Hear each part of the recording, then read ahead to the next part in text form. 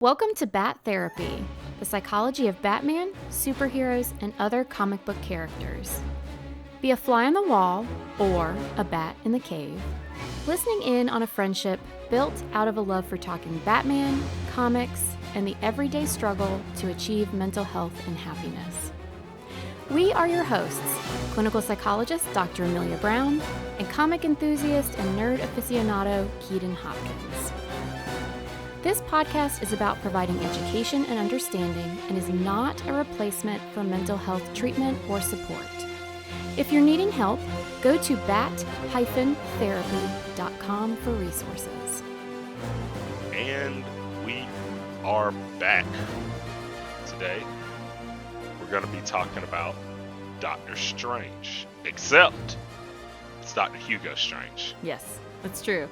It's embarrassing how long it took us to realize that there were two Doctor Stranges. I think it was after we did the Marvel Doctor Strange episode that we were like, hey, wait, that's confusing. Yeah, well, I literally always say Hugo Strange. Like, I never call him just That's fair. Doctor Strange. It's always true. Hugo Strange, and my God, is he strange. You know, it's a little refreshing because he is a psychiatrist, and most physicians tend to kind of keep the title, so it's kind of nice it got dropped on him.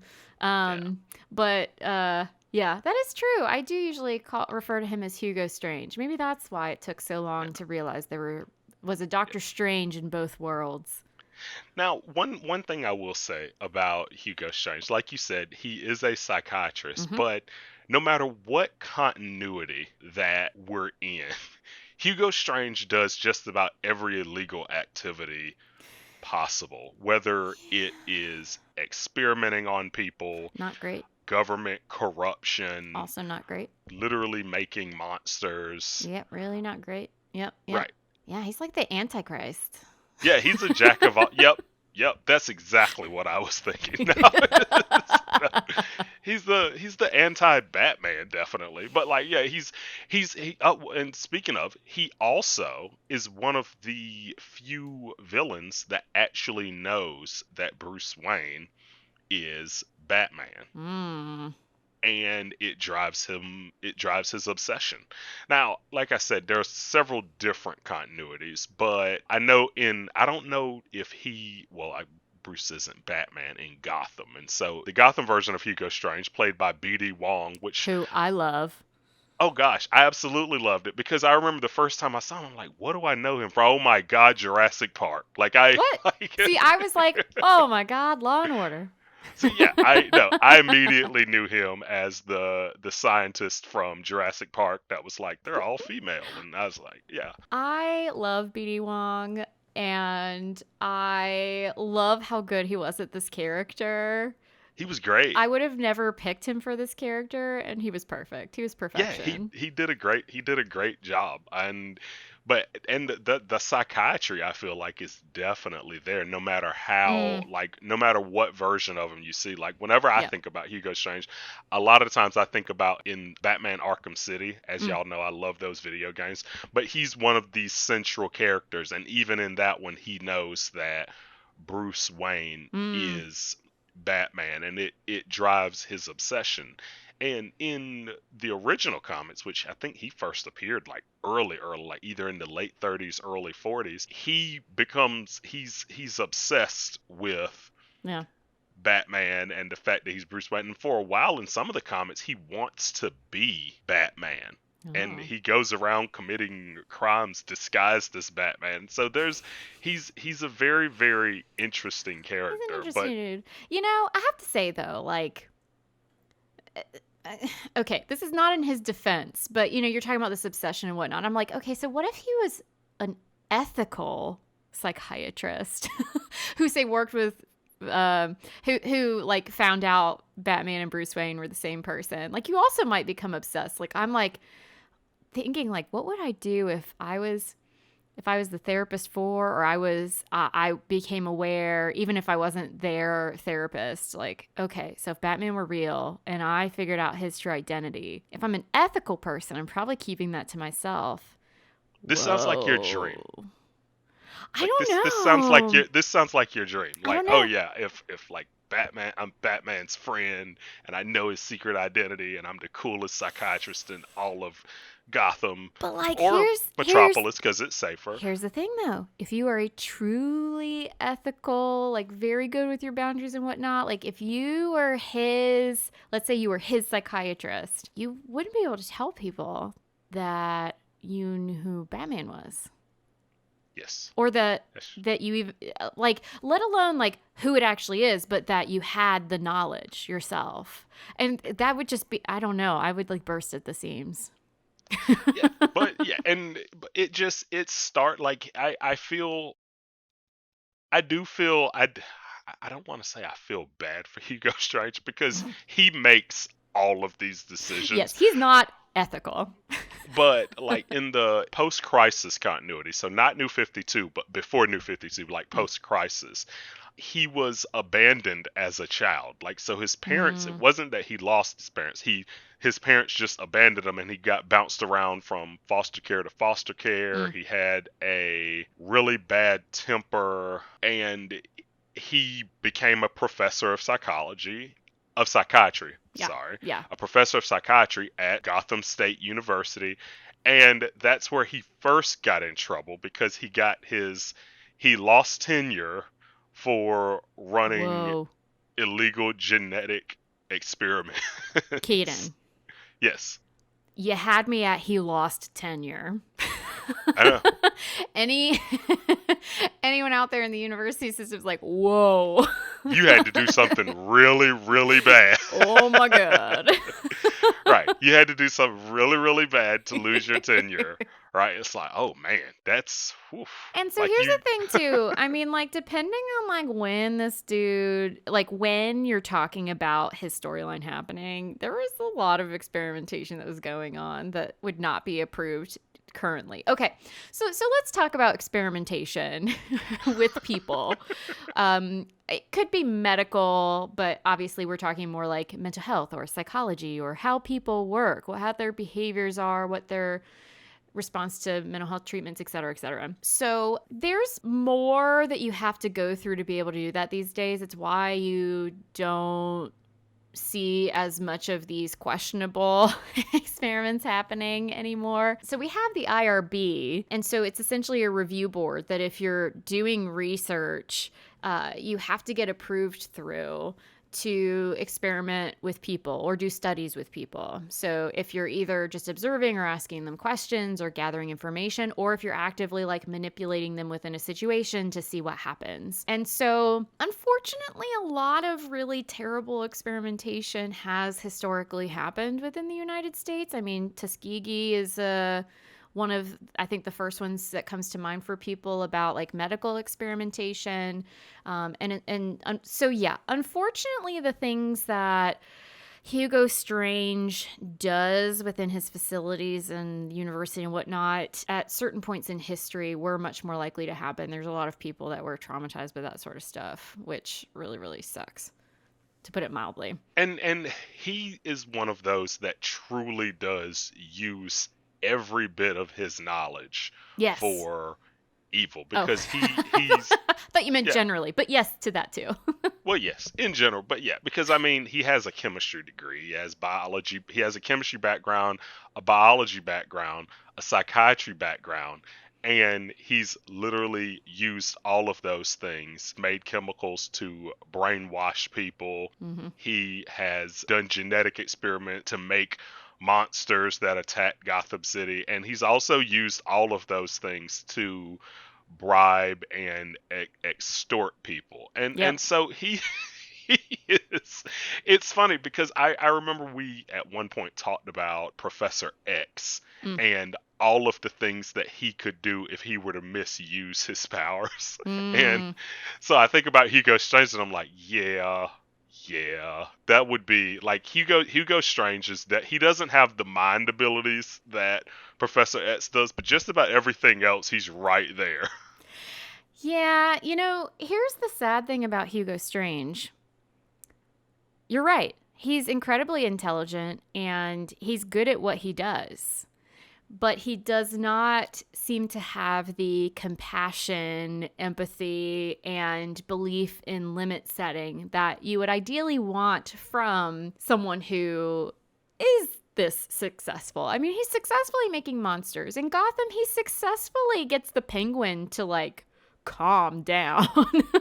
I mean, he does some really terrible things. He does things without people's consent. So you do need consent from people to experiment on them these days. Yeah, he's just kind of doing what he wants. And yeah, he's really good at it. But unfortunately, like, man, I don't know what this guy's limits are. Like, is there anything he's not willing to do if he just wants to do it? I don't know. The answer, I personally think, is no. And so a lot of times we have these villains, a lot of Bat villains, they get obsessed with their science, and then that's how they go awry. This is what happened to him, because after he lost his tenure, he borrowed money from Sal Maroni and Carmine Falcone. Whoops. Yep. And then after that, he sets up his private laboratory and is doing all of his experiments, but he needs test subjects to test them on. And so he bribes a corrupt orderly at, guess where? Arkham Asylum. And there was a certain section of the asylum that was just for the incurable. Ugh. And he takes the ones that have been institutionalized, and his reasoning, like, for the longest time, because his reasoning is literally because they won't be missed. Ugh. So once again, unfortunately, there are ties to history where most of the time, who are you going to experiment on? And actually, I mean, you could kind of say it's true nowadays, depending on your thoughts about animals. We if we're experimenting on humans, then usually you experimented on those that you saw as lesser than, or having less value in some way, or being, quote, incurable. And so, you know, they're just kind of a weight on society. This is not my view, obviously, but these are people more of a weight on society, or not contributing to society in the way that we believe they should. And so it's more acceptable to experiment on these people versus, I mean, like, what if we didn't have this knowledge for the everyday person who's going to work and having kids and whatever, you know. And I mean, you could even argue for nowadays, right? Like, the people who are anti-experimentation on animals, you know, they could argue, hey, here's the slippery slope. How, you know, we're saying once again, what organisms have what level of value.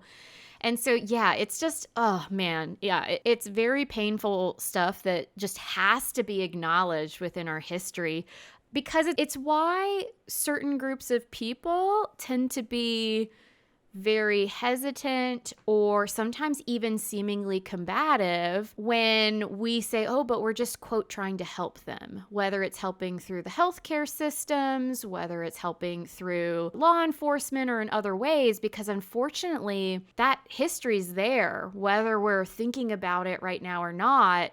It reverberates through time. So yeah, Dr. Strange, Hugo Strange, like, terrible dude. And also, like, not, like you were saying, these things are based on stuff, not completely made up stuff. You know, I'm a biologist, and so when I look at his situation, every time I look at his situation, I'm like, yep, he skipped this step of the scientific method. I know, right? Right, like, he did this wrong, and yep, that's where it went unethical. And he always goes unethical extremely early, because like, I remember when I worked in pharmaceuticals, I worked in a lot of different areas. The amount of time that it takes to get to human trials, is crazy. Like, I mean, there are drugs that hit the market, that are just now hitting the market, that first were invented or came out over a decade ago. And it got bounced around and sent back to the FDA, and it needed approval, and it did this and bounced back and forth, because they want to make sure of these. They want to make sure that everything's right. And so there is a part of me, I remember when they first got the COVID vaccine, and they got it so quick. I was like, man, I really hope they covered all their bases. Mm-hmm. I'm gonna trust them, but I really hope they covered all their bases. Like, I was still somewhat nervous just because working in that industry and knowing how long it takes for stuff like that to get approved, they worked very fast. But Yep. at the same time, let me say this, because if there's any anti-vaxxers out there, let me just say the technology for this vaccine was already out. They kind of just, all they really needed to do was plug and play. Yep. And they had a lot of great incentive to focus all their efforts instead of all the tape everybody else has to go through to fight for their spot. There were so many people working on it. Yeah. But yeah, but going back to Hugo Strange, he was just working on it by himself, and it was one of those things where he has severe tunnel vision. In Yes. all of his stories, Mm-hmm. he's really locked in on one thing, because when that focus gets shifted away finally from the genetic experiments that he's doing, it immediately shifts hard to Batman and figuring out what makes Batman tick, who he is, what are his secrets. Like, he gets a smear campaign to just make Batman a villain, and so he is incredibly obsessed. And it's probably why he's so good at a number of things, because he can become so focused, so in tuned. But you're right, like, there's a reason, like, these steps are in place, these methods are in place. Skipping steps hurts people, or if you're not just as good as Hugo Strange, you end up with a big mess on your hands. Right.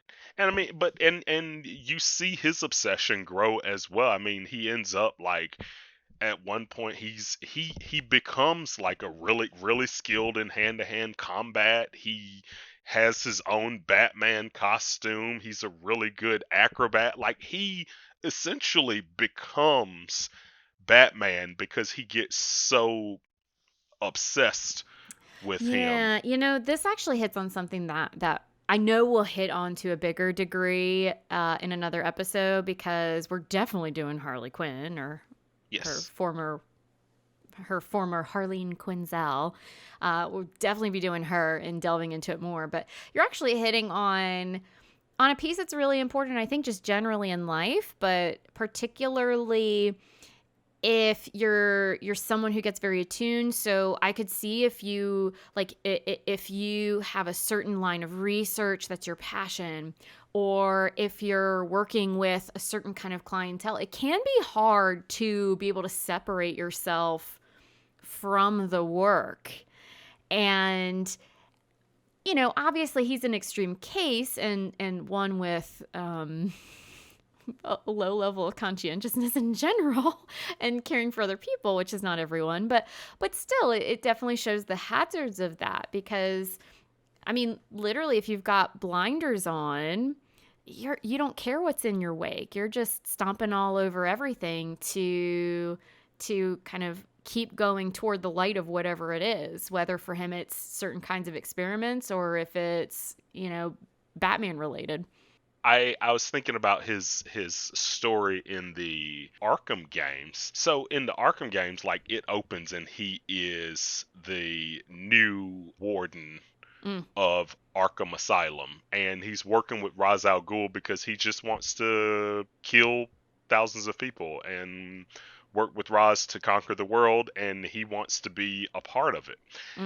And it's funny because throughout the game, all I do is see the similarities that he has with Batman, especially with his obsessions and how smart he is and how he thinks several steps ahead. Yep. I think one of the really tricky things about people and life in general is that your greatest strength a lot of times can be your greatest weakness. And you see with both characters how obsession and focus makes them such a powerhouse. And at the same time, in very different ways, cuts them off at the knees. Now, obviously, Batman's not going around like murdering and experimenting on people for no reason other than intellectual growth or whatever Strange would call it. But still, I mean, he also gets cut off at the knees in a number of ways by his obsessions. Well, and one reason that he does hate Batman so bad, and I think it's the Batman Prey. I think it's Batman Prey. He's actually very jealous and envious of Batman because of the freedom that Batman has. And so because he's lived his whole life essentially without freedom, because I mean, he was abandoned by his parents, he was a ward of the state his entire life. He gets tenure, he loses his tenure because he can't just do whatever he wants, and he keeps getting in trouble because he can't just do whatever he wants. And then on the other end, though, there's Batman. Not only does he now know that Batman's the richest person in the world, but he's also running around just doing whatever he wants, beating people to a pulp. Well, I mean, one could argue that he's not wanting to do things at the same extent as Strange. Right. On the flip side, his money probably is helping him skip a number of steps in the scientific method as well. It always does. It always does. And when it's Strange, we go, And when it's Batman, we go, that is so cool. Right.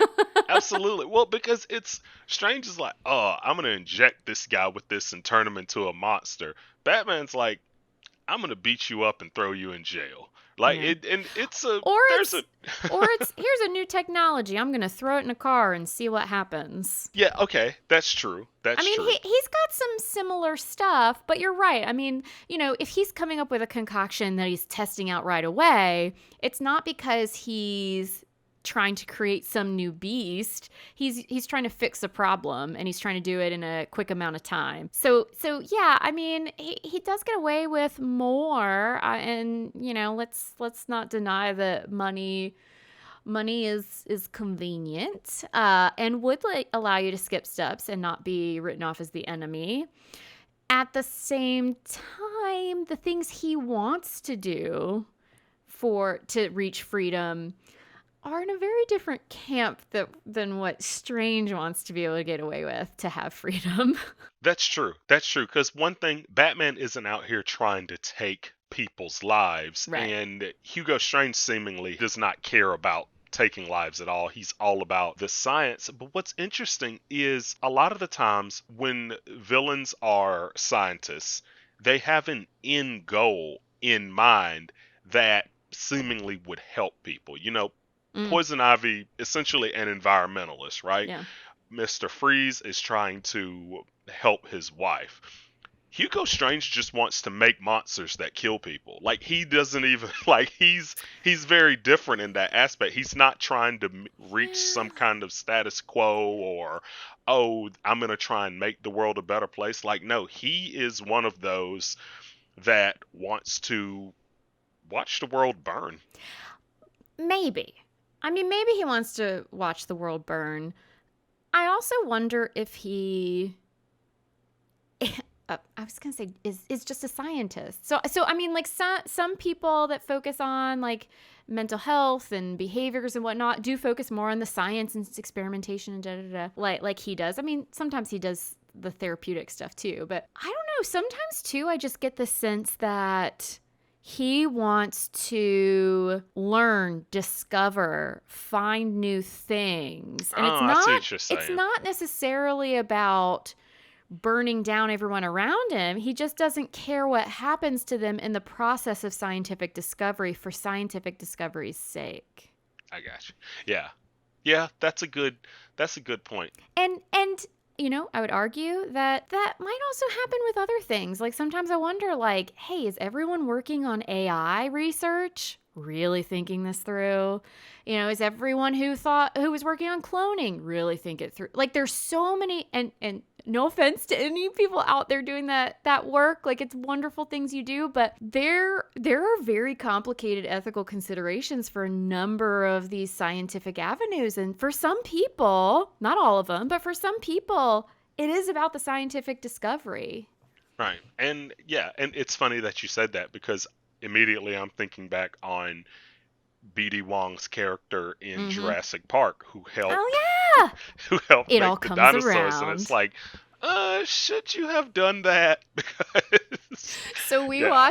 actually watched the most recent one, and I forget what it's called. Like I can't keep track of I them. guess what was that one? Dominion. Something like that. Yeah. And so we watched it with a group of friends literally just the other day, which BD Wong is also in that one. And one of them goes, "Why do they keep working with this guy?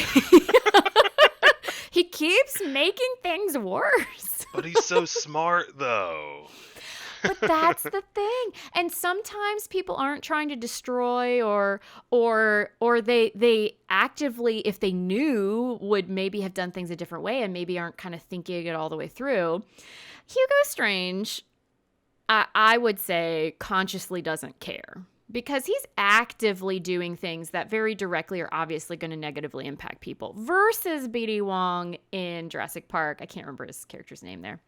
Yeah, and so it is interesting, like comparing Hugo Strange and Batman, because both of them have severe tunnel vision. Oh yeah. He's all about the science, and Batman is all about making sure that no one goes through what he went through. And both of them have this by any means necessary attitude, because they're not looking left, they're not looking right. They're focused, they're like hyper focused on this one goal that's like, I'm gonna do this, and this is how I'm gonna do it, and damn it, no one's gonna stop me. I would say though that, so I mentioned conscientiousness earlier, and not maybe not everyone's kind of familiar with the term. So conscientiousness is actually a psychological term. A lot of personality psychologists in particular will look at conscientiousness, but it also pops up in other kinds of psychology. So personality psychologists focus in on the person and personality traits and how the individual might respond to things, which obviously has a lot of overlap with mental health and stuff. And conscientiousness, essentially, we're talking about the caring and awareness of other people, and essentially, trying to essentially have harmony with others. And so while Batman, I'm not sure I'd put him high, like on the high end of conscientiousness. Obviously, there's some sort of disconnect. I don't know if it's that he cares. There's some disconnect. I don't know if it's the level of conscientiousness or not. But okay, he might not be at the top there because sometimes he's a little kind of quirky with things. But I would say that he is a conscientious person based on a lot of the reasonings that he does things. Like you were saying, he doesn't want people getting hurt. He's trying to make the world a better place for people. Versus Hugo Strange, honestly, like you got to grab at straws to find any sense of conscientiousness about this guy. You really do. And I feel like you don't really ever see it. Like I could be, and for those of you listening, if you have a storyline where it's like, no, Hugo Strange has a heart. Yeah. Like point it out to me, because I haven't, I have not read that. Yeah. And once again, I mean, it doesn't mean that he's actively aiming to hurt everybody. It just might be that he doesn't particularly care. that's literally what I was about to say. He just doesn't care. Yeah. But yeah, he's a very interesting character. And what makes all of this even worse is this is the man running Arkham Asylum. Like, we already know about all of the issues that Arkham has. I know. They had these issues, and then he also became the warden. And so it's like someone said, how could we make Arkham worse? Yeah. Put this guy in charge. I mean, Arkham Asylum really does seem to be like a representation of the absolute worst case example of like how bad institutions and asylums could truly be. And I don't know if there were places that had the extent of experiment. I mean, obviously not experimentation where you're turning people into like creature monsters, but the extent of things, like I don't know if there was like consistently this much within one place like Arkham seems to always have, but yeah, you're right. It just really not the person you want in charge of delegating out treatment and the care for the people in Arkham. Right, like he's not helping Yeah. anyone at all. I mean, he's helping some supervillains out there. I mean, he owes them money, but yeah. Well, yeah. Yeah. Do you have a mindful nerd moment for us? So for the mindful nerd moment, it's funny because I didn't even plant the bug in Keaton's ear. He doesn't know what they are before I share them on here. So he's literally asking, like, what is it? So I was like, oh, geez, what do I do for Hugo Strange? Like, I have no idea what to do for this guy. And I was like, you know what this guy could use? He could use some building of some compassion for other people. You're not wrong. So, yeah, it lines up really well with some of the things we were talking about. So, I thought that we would maybe kind of put ourselves into the role of Hugo Strange. And for some of you out there, you probably are lower in conscientiousness, and that's okay. For some of you, you might be really high in conscientiousness, and so this might feel very different. But in general, putting ourselves kind of in the position of Hugo Strange and maybe stepping on other people, not really caring how they get hurt. It'd be nice to maybe care a little bit more, maybe hurt a few less people out there. So imagine we're Hugo Strange and just trying to build a little bit of compassion for the people that you oversee in Arkham. Okay. So as per usual, find a comfortable way to sit. You want to be kind of sitting straight but comfortably. Close your eyes if you're comfortable with that, or just kind of gently soften your gaze, not looking at anything in particular. And as usual, just take a moment to pay attention to your breath. Use your breath to help you just focus in on this moment, help you center before we go into our specific mindful nerd moment. And I want you to start by thinking about and picturing someone that you as Hugo Strange care about. And just imagine what you most wish for that person. Allow yourself to feel that affection. And imagine saying to whoever that person is, may you be happy. May you be healthy. May you feel safe. And may you live your life with ease. I want you to try and think of another person who you care about, someone who maybe is close to you. And once again, just focus on those positive feelings you have toward that person. If for some reason there's no one else coming to mind, that's okay. Consider thinking about yourself and any positive feelings that you have toward yourself. And once again, imagine saying to that person, may I be happy? May I be healthy? May you be safe? May you live your life with ease. Now, picture a neutral person. Could be a stranger, someone you see around but don't really know. Say someone at the local store, someone at the gas station on the way home from Arkham. Someone that works nearby to you in a joint office. And so with this neutral person, extend those same wishes to them. May you be happy. May you be healthy. May you feel safe. May you live your life with ease. And lastly, I want you to picture one of the people that's being treated at Arkham. Don't pick the most difficult person to treat, but maybe someone who it's a little bit more difficult to think of them in the same way.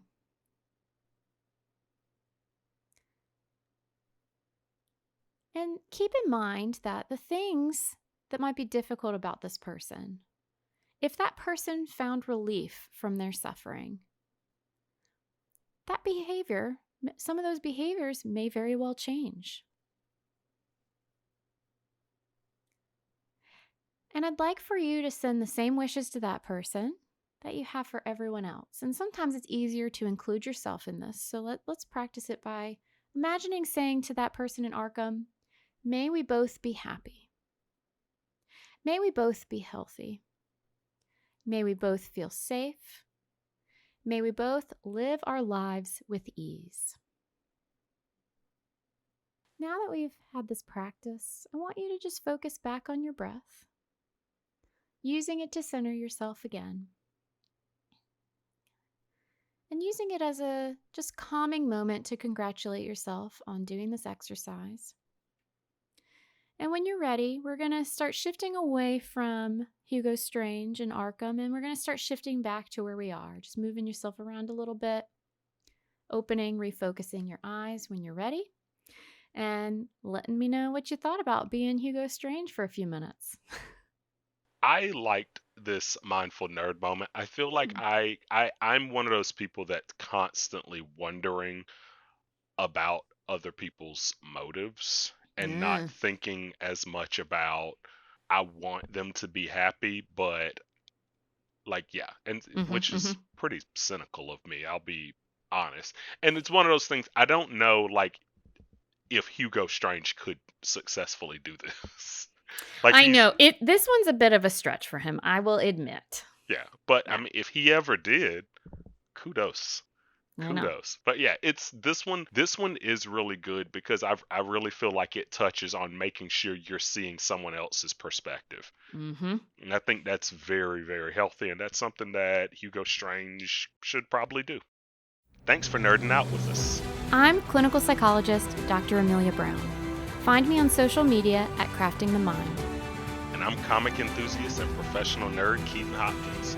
Check out my TV and movie reviews on YouTube at Team JBS.